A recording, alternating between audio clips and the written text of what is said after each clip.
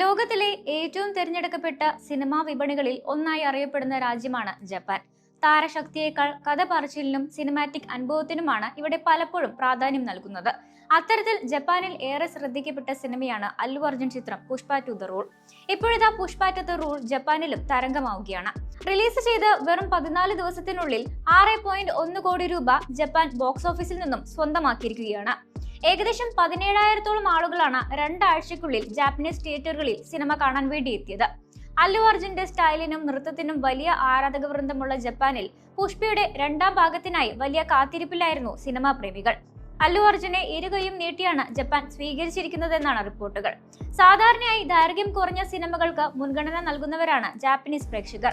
എന്നാൽ 3 മണിക്കൂർ 40 മിനിറ്റ് ദൈർഘ്യമേറിയ റൺ ടൈം ഉണ്ടായിരുന്നിട്ടും ഈ ബ്രഹ്മാണ്ഡ ആക്ഷൻ ഡ്രാമ ചിത്രത്തെ പ്രേക്ഷകർ നെഞ്ചിലേറ്റിയത് താരത്തിന്റെ ആഗോള സ്വാധീനത്തെയാണ് വ്യക്തമാക്കുന്നത്. ഈ നേട്ടം അല്ലു അർജുന്റെ വരാനിരിക്കുന്ന ആഗോള പ്രൊജക്ടുകൾക്കും വലിയ ഊർജ്ജമാകുമെന്നാണ് കണക്കുകൂട്ടുന്നത്.